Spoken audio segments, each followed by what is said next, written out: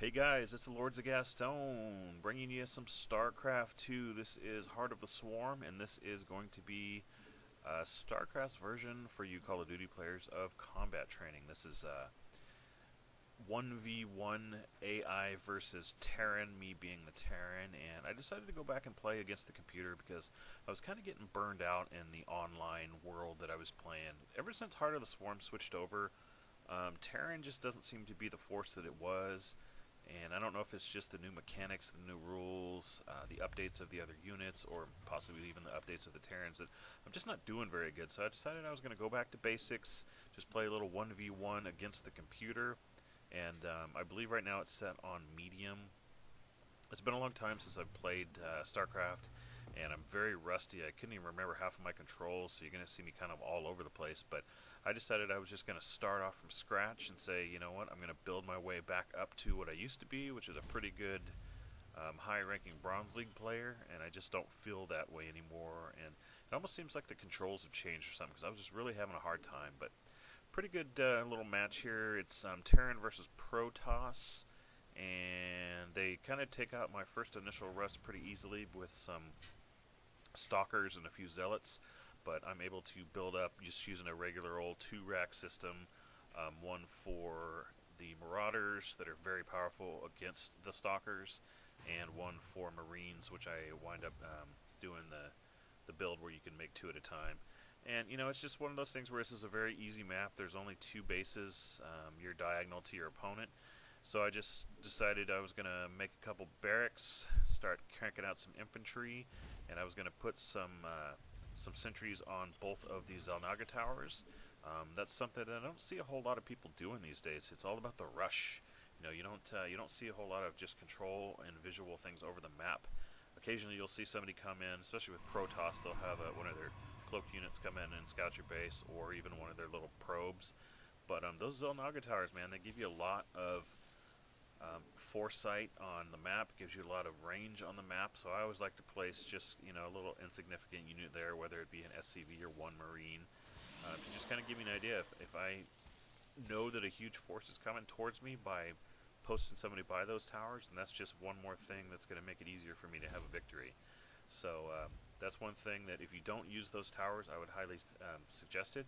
If you can get a permanently cloaked unit like the Protoss has, that's even better. You can just sit there and people won't know you're there.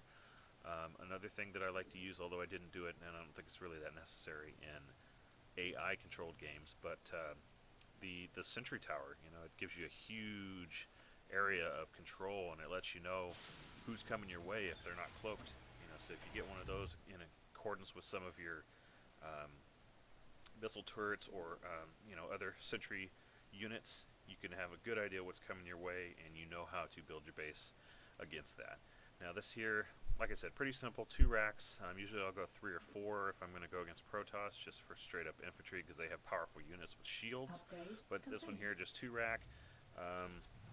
Kind of late, but I went ahead and decided to go ahead and build a second base. I had a feeling that, you know, I probably wasn't going to need it. One thing about the AI is it's just rush after rush after rush, and they're timed pretty far apart. It's not even really a rush. It's just, you know, they do attack every 5-6 minutes, and it's just, if you let them, they're going to get more powerful and more powerful and more powerful, and it's going to be harder and harder to defend against. So just kind of did that, blocked off my base in case they tried to come in, and they were working on their second base as well. So pretty low-paced game, so I should say slow-paced game. And just an idea of, you know, if you're running into those things where you're just getting your ass kicked on every game, maybe just go back and play against the computer for a while. Get your skills back up where they need to be, because mine certainly aren't. And I'm going to continue to do this until my brother and I have teamed up and played 2v2 against, and we've beat hard and we've beat very hard. I don't think we've ever beat anything above that, because it's damn near impossible. But I just want to get my skills back up to where they are, and this is a very good way to do it. So if you're looking for something a little different and you don't want to deal with the whole online presence of people chatting with you and being jerks and doing cheesy stuff, just play against the AI, see how it goes, you know, see how it works for you. It's always a good refresher course on how to play this game, especially if you're newer to Heart of the Swarm. It is a different type of game, different feel, I should say, than Wings of Liberty was. So always a good way to go in and hone your skills and do a little bit of, like I said, for those Call of Duty folks, do a little combat training, work on your tactical skills, and just become an overall better player. So hopefully this helped a little bit, gave you a little bit of insight on how to do that. I'll go ahead and let this play out, and I will talk to you later. Thanks a lot for watching, YouTube. You have a great day, and I will see you soon. Lords of Gaston is out.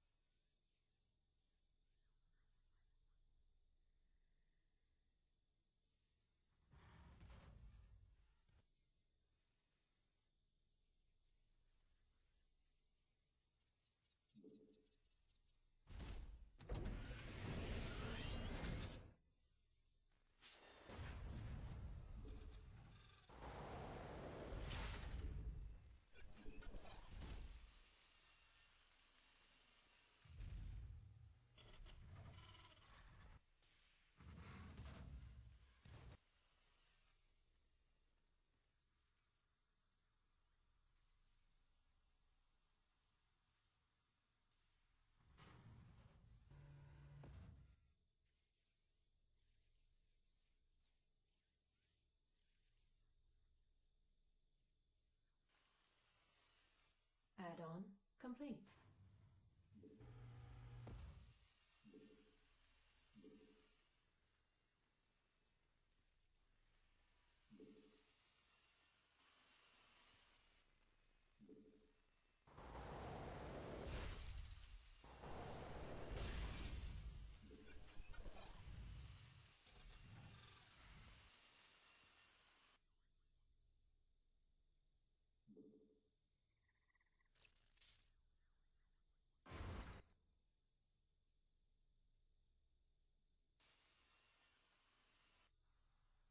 Add-on complete.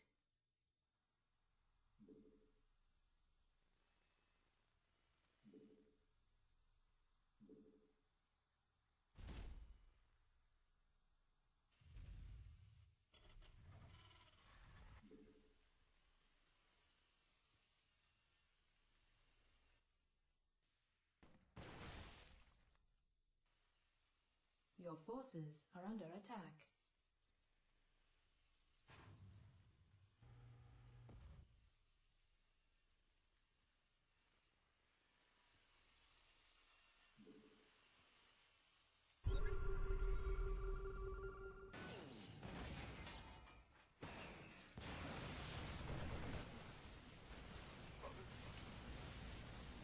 Your forces are under attack.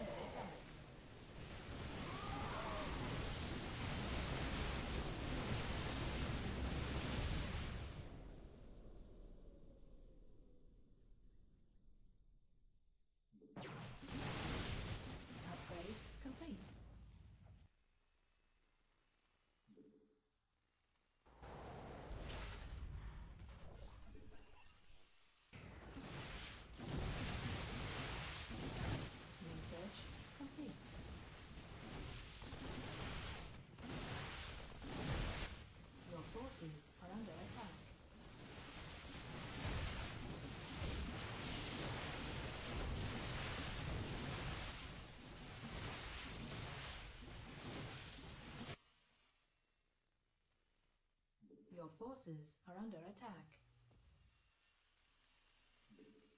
Your forces are under attack.